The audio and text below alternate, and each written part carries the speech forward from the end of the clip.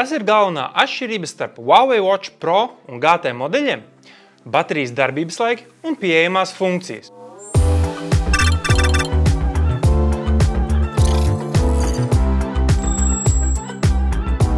Nesen Barcelonā tika prezentētas GT4 sērijas ierīces. Un ir jāsaka, ka es esmu vairāk samulsis nekā jebkad iepriekš. Principā, visi Huawei pulksteņi kanālā ir bijuši apskatīti un to evolūcija gadu gaitā ir bijusi dīvaina, un tas tā, diplomātiski izsakoties.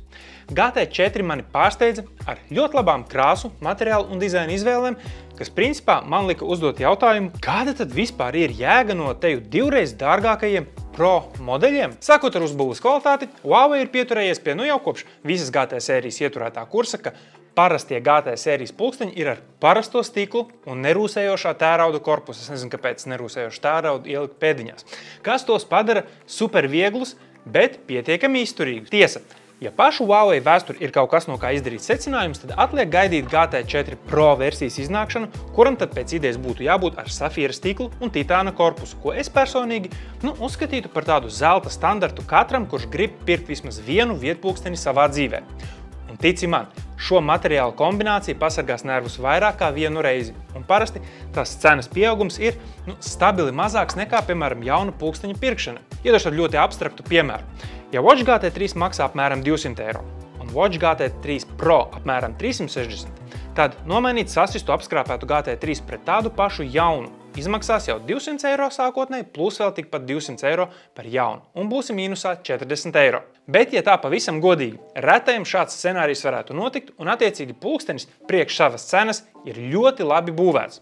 Un, kas nav mazāk svarīgi, tas ir arī krietni vieglāks par Watch 4 Pro. Tiesa, Watch 3 Pro un GT3 Pro svara starpība bija lielāka nekā šim te 4 GT un Watch 4, bet kopumā šo tiešām nevar just uz rokas. Vēl viena lieta, kur ir saglabājusies, ir pulksteņa plakanais stikls.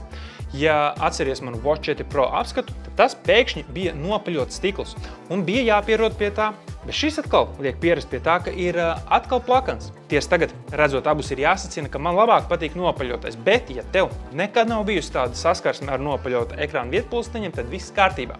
Šis plakanais arī ir top. AMOLED ekrāns, spilgts, košs, principā līmenī.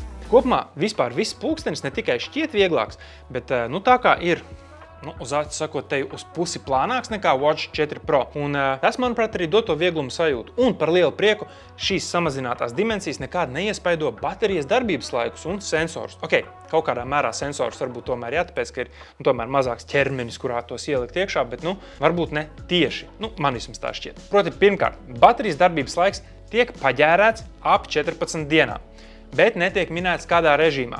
Tad atlika man tikai sākt testēt.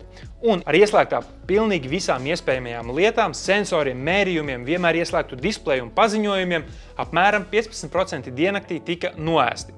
Tātad, principā, ar tādiem puslīdz samanedžētiem iestatījumiem ir diezgan drošs apgalvojums, ka nedēļu šis stabili izturēs.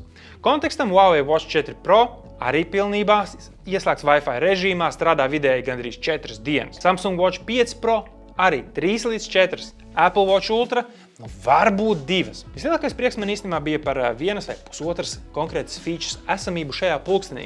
Un tas, manuprāt, ir noderīgākas pat par kaut kādām Watch 4 Pro.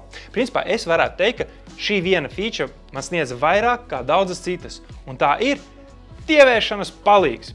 Un I shit you not, es būtu gatavs iemainīt Watch 4 Pro atrodamo artēriju stīvuma noteicēju pret šo te tievēršanas palīgu. Vai kaut vai miega elpošanas noteicēju, tā laikam viņu sauc. Un reāli skatoties funkciju pret funkciju, ja funkciju pret funkciju noderīgums mūsu dzīvē, Watch 4 Pro vienos vārtos zaudē GT4. Un man attiecīgi ir liels prieks, ka nepilni 300 eiro vērtais pulkstenis piedāvā ko tādu. Sākšu ar tievēršanas palīgu. Pirmkārt, atrunāju testu laikā man bija Huawei Health lietotne uz iPhone un Android telefoniem.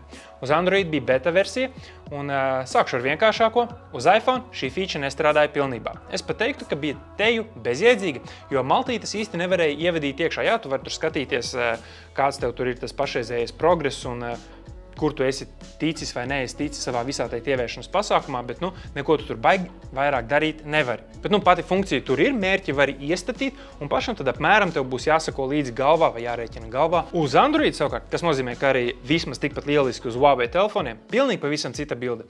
Ievadi maltītes datus, Ērti skaties pulkstenī vai arī telefonā, kāds nav tavs deficīts kalorijām, kā arī redzi visādus interesantus datus pašā Huawei Health lietotnē par to, kā tev ir gājis konkrētajā nedēļā. Reāli piedūrīgi. Un ja salīdzina, kādas iespējas pavērās vai nepavērās Watch 4 Pro un GT4 funkcijās Health lietotnē, var itin ātri saprast, kurš pulkstenis būs noderīgāks. Vienīgais, kur varu piekasīties, ir fakts, ka man visi svara mērījumi ir jāievada manuāli.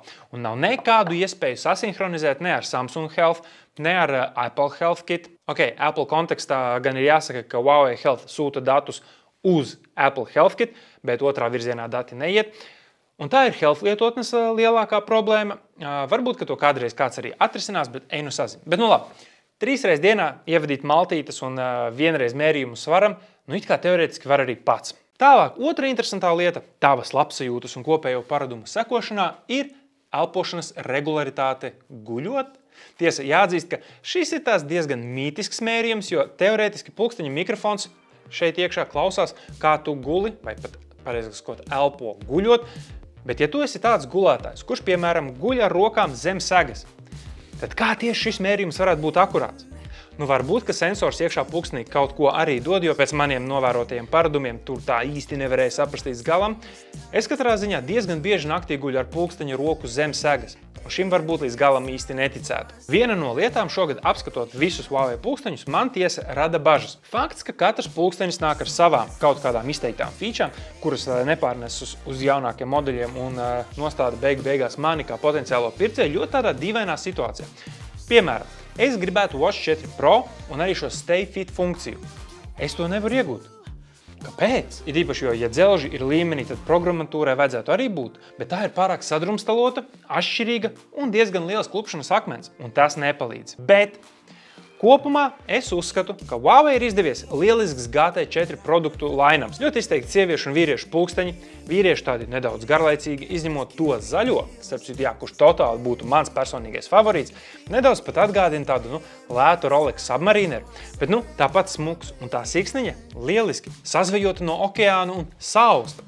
Un sieviešu vispār bez konkurences. Reāli, padomāju, kuri vēl vietpulksteņi sievietēm ir ar kaut kādu kripatu elegances?